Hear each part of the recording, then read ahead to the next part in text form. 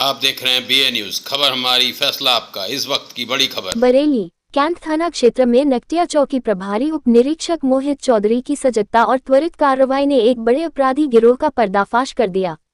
मुखबिर की सूचना पर तत्परता दिखाते हुए मोहित चौधरी ने अपनी टीम के साथ मिलकर एक नाबालिग सहित 5 आरोपियों को गिरफ्तार किया है।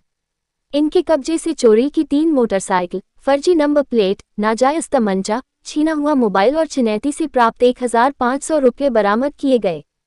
ये कार्रवाई न केवल अपराध पर लगाम लगाने में मील का पत्थर साबित हुई, बल्कि उप निरीक्षक मोहित चौधरी की नेतृत्व क्षमता और कर्तव्यनिष्ठा को भी उजागर करती है।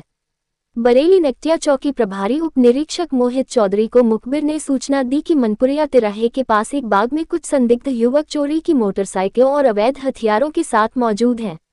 इस सूचना को गंभीरता से लेते हुए मोहित चौधरी ने तुरंत अपनी टीम के हेड कांस्टेबल मुकुट सिंह, कांस्टेबल रियाज अली, अजय कुमार, राजीव और प्रिंस के साथ रणनीति बनाई।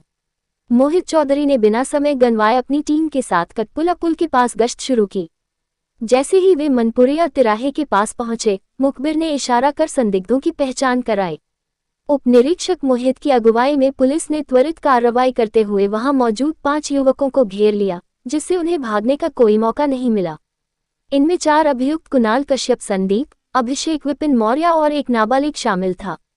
जांच के दौरान मोहित चौधरी ने पाया कि कुणाल कश्यप के कब्जे से बरामद स्प्लेंडर मोटरसाइकिल की नंबर प्लेट फर्जी थी। ई-चालान ऐप से जांच करने पर पता चला कि यह मोटरसाइकिल 7 दिसंबर 2022 को सतीपुर चौराहे से चोरी हुई थी। कुणाल की जेब से 1500 रुपये भी मिले, जो उसने नकटिया पुल के पास छीने गए मोबाइल को बेचकर प्राप्त किए थे। संदीप के पास से बरामद होंडा लिवो मोटरसाइकिल भी चोरी की थी, जिस पर फर्जी नंबर प्लेट लगी थी। अभिषेक के पास से 315 बोर का नाजायज तमंचा बरामद हुआ, जबकि विपिन मौर्य के पास से छीना हुआ ओप्पो मोबाइल मिला। नाबालिग अभियुक्त ने तीसरी मोटरसाइकिल चोरी करने की बात कबूल की, जो कादरपुर से चुराई गई थी। मोहित चौधरी की पूछताछ में अभियुक्तों ने खुलासा किया कि वे एक संगठित गिरोह के रूप में काम करते थे। कुणाल और संदीप कम भीड़भाड़ वाली जगहों पर बिना लॉक की मोटरसाइकिलों को निशाना बनाते, नरेंद्र और एक अन्य साथी अमनदीप निगरानी करते, जबकि अभिषेक और विपिन चोरी को अंजाम देते। चोरी की मोटरसाइकिलों पर फर्जी नंबर प्लेट लगाकर वे इन्हें सस्ते दामों में बेचते और एकांत रास्तों पर छिनैती की वारदातों को अंजाम देते। उन्होंने नकटिया पुल और फरीदपुर मार्ग पर कई छिनैती की घटनाओं को स्वीकार किया। खरीदते कहाँ से? दूसरी पीसी बता दो। दूसरा नहीं बताएगा। सर, जानना चाहेंगे गैंग का गिरफ्तार किया है, किस तरह से घटनाओं को अंजाम देता था, किस तरह से पूरा गैंग बनाया गया?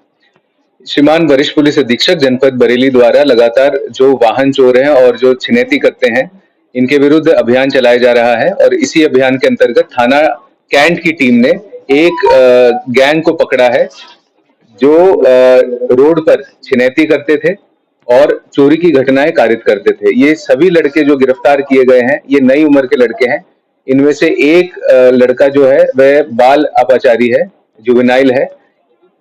इनके नाम मैं पढ़ देता हूं और इनसे जो बरामदगी हुई है उसका भी विवरण आपको दे देते हैं। 4 लोगों को गिरफ्तार किया गया है। कुणाल कश्यप, इसकी उम्र 19 साल है। संदीप पुत्र राम बाबू, इसकी भी उम्र 19 साल है। अभिषेक उम्र 22 साल, विपिन मौर्य 20 वर्ष और एक बाल अपचारी है नरेंद्र पुत्र मुन्ना, इसकी उम्र 17 वर्ष। इनके पास से 3 बाइक मिली हैं जो चोरी की गई थी। एक तमंचा मिला है इनके पास से और मोबाइल मिले हैं जो इन्होंने छीने थे। इन सभी को जिन जिन मुकदमों में इनसे बरामदगी हुई है, जैसे एक कैंट से हुआ है, एक मुकदमा जो लिखा गया था चोरी का, एक मुकदमा बाइक चोरी का किला में लिखा गया था। इनसे जो 3 बाइक बरामद हुई है, एक तमंचा बरामद हुआ है और जो मोबाइल बरामद हुआ है, इन सभी को न्यायिक हिरासत में भेजा जा रहा है और सबके विरुद्ध कठोर कार्रवाई की जाएगी। गैंग में जनपद के अलावा गैर जनपद के लोग भी शामिल थे। ये जो गैंग है, अभी तक इसमें जितने लोग मिले हैं, लड़के मिले हैं, इनसे गहन पूछताछ की गई है और इसमें आगे विवेचना में जितने भी लोग आएंगे, चाहे वह इसी जनपद के हों चाहे गैर जनपद के हों, उन सभी को पकड़ा जाएगा और उन सभी को जेल भेजा जाएगा। ये गैंग बना क्या, जेल में बना था, किस तरह से पूरा गैंग ऑफ? ये जो इस गैंग के अंदर लड़के हैं, ये आसपास के ही रहने वाले हैं इनमें से कुछ लड़के पहले जेल जा चुके हैं। वहां पर इनके जो मुलाकात है, बातचीत है, वो किन लोगों से हुई। उसके बाद में इनको ये इन्होंने प्लान किया और आपस में बैठ के ये चीज प्लान करते थे कि किस तरीके से चोरी की घटनाएं करनी है, कहाँ करनी है। उससे पहले ये रेकी करते थे। इनमें आपस में काम बटे हुए थे कि किसको रेकी करनी है, किसको बाइक चलानी है और किसको घेरने का काम किसका है।